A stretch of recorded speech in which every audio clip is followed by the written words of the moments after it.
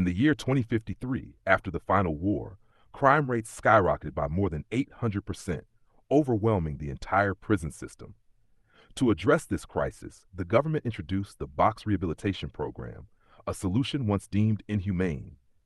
Under this program, prisoners were forced to choose between two fates: instant extermination or serving their full sentence inside a small, isolated box. Food and water were to be provided at the discretion of the lawful citizens they had betrayed. Any attempt to escape would result in immediate extermination. Inside one of these boxes, a French woman struggles to survive, her body covered in wounds. She's been sentenced to 4 years and still has a little over 2 left. Her water pot is empty, and when she checks the hatch for food, she finds a razor instead. After hesitating, she finally gives up and uses it to end her life. On a rocky island in Australia, clusters of these boxes can be found near the coast. One day, 2 children play nearby and throw a rubber band ball at one of them, accidentally waking the woman inside. This is prisoner 13. Her hands and legs are bound, but she bites and pulls at the rope until she frees herself. Her sentence is 7 years, and today marks her first day. Suddenly, a light on the wall blinks, and a small hatch opens. Through it, 13 catches a glimpse of the kids walking away before the hatch closes again. As she begs for freedom, a screen on the wall flickers to life, explaining the rules of the program. The message ends coldly: "You are where you choose to be." 13 breaks down, pounding on the walls and shouting that she's innocent. Her cries and screams echo until exhaustion forces her to sleep. Later, the hatch opens again. She places her pot outside, waiting for food, but nothing comes. Desperate, she begins to inspect every inch of the box, looking for weaknesses or escape routes. When she presses one spot for too long, a mild electric shock jolts her hand. Still, she continues searching until she has nothing left to do. Hours pass, and 13 begins to lose her grip on sanity, scratching the box with her nails just to occupy her mind. Meanwhile, in another box, a different prisoner awakens. She has a 2-year sentence with over 500 days remaining. Occasionally, she hears a voice asking if she's still alive. One night, she tampers with the light panel, immediately triggering an alarm. A voice declares extermination imminent as metal rods descend from the ceiling. She pleads for mercy through the hatch, but no one answers. The rods stop inches from her face, and she smiles, thinking it's over, until the glitching system resumes, crushing her to death. The next morning, 13 resumes her search but finds nothing. When rain begins to fall, she places her pot under the hatch to collect water and finally quenches her thirst. Later, a young girl appears at the hatch, curious about 13's sentence. Upon hearing it's 7 years, she concludes that 13 must be a political prisoner. The girl fills her pot with fresh water and gives her a small bag of food pellets.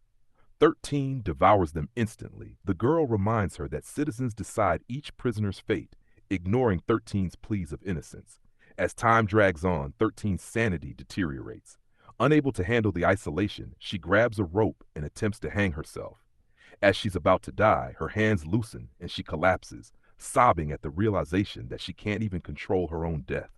Months later, 13 remains trapped.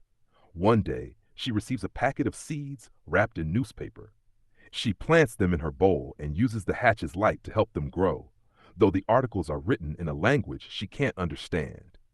Feeling tortured, she weeps. Eventually, she reaches her arm through the hatch and feels around until she retrieves the rubber band ball the kids had thrown.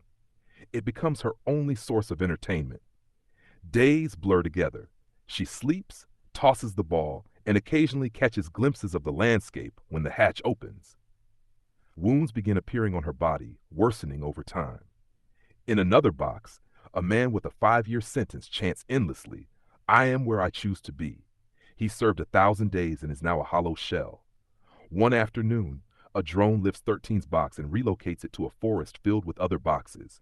The young girl returns, asking what 13 is doing. 13 replies, "Rehabilitation." The girl smiles and says she's been reading Shakespeare, banned literature. 13 admits she can read but isn't allowed to in the box. The girl takes her hand and quotes Romeo and Juliet. Moved by the beauty of the words, 13 dreams of reading it herself. When offered the book, she declines, afraid of punishment. The girl promises to return and read to her.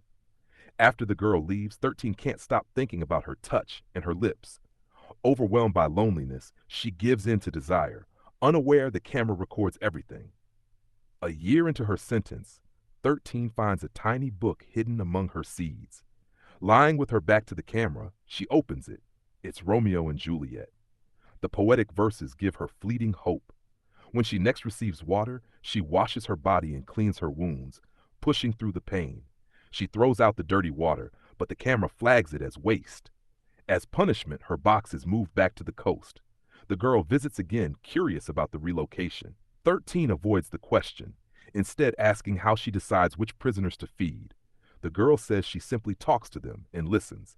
Before leaving, she reveals she's 16 years old, reminding 13 of her dead sister. Weeks pass. 13 hides her book in a crevice, reading secretly by sunlight or moonlight when she's desperate. One day, her box is moved again, this time over the ocean. After landing, a man appears at the hatch, cruelly eating an apple. He taunts her, calling prisoners animals who deserve death. After a tense exchange, he offers her the apple in exchange for sex. Starving, 13 agrees. During the act, a drone patrol catches them and opens fire. The man dies instantly, while a bullet grazes 13's leg. Racked with pain, she crawls to grab the apple and takes a bite, only to discover it's full of worms. She vomits. That night, alarms blare. A voice declares that trading for food is forbidden. Her punishment: 7 days of insomnia. A blinding light stays on continuously, accompanied by relentless alarms. Every time she tries to rest, the noise resumes. After a week of torment, 13 reaches her second year in the box, mentally broken. Sometime later, she sees people living freely outside.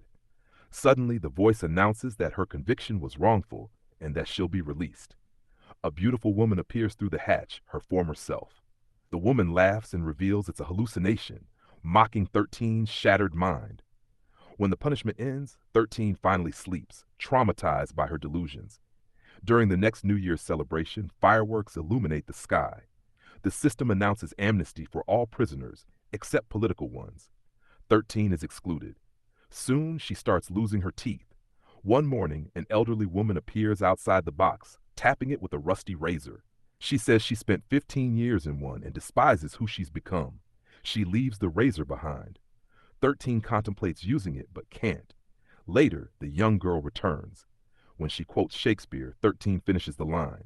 Months pass, and 13's belly grows. She's pregnant from the encounter with the Apple Man. The girl offers to rescue her, but the box alarm triggers, forcing her to flee. Weeks later, a man approaches the hatch and sees her condition. He offers her death, pointing to a burning box nearby, but she refuses. Eventually, water leaks through the ceiling. 13 removes a loose screw, filing her nails and scratching at the hole to widen it. Months later, contractions begin. She gives birth alone, cutting the umbilical cord with her teeth. Alarms sound. The voice announces she has violated the rule by bringing another person into the box. Gas fills the space, and 13 loses consciousness. When she wakes, her baby is gone. She screams and begs for its return. 4 years into confinement, a violent storm hits. Waves crash against the box as water seeps through the holes. When 13 reaches out for help, the hatch malfunctions and crushes her arm. After agonizing moments, it reopens, freeing her with a broken limb. Starving, she stomps a bug and eats it. The box continues to flood, but she clings to her book, reading as the water rises. Eventually, the system detects illegal interference and orders extermination. As she struggles to stay afloat, a drone lifts her box, but lightning strikes, sending both crashing down. The box drifts away into the sea. By morning, 3 young people find the wreck washed ashore. They see 13 lying beside it, alive but ignored.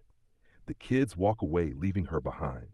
Make sure to subscribe and turn on notifications so you can watch more videos like this. Thanks for watching.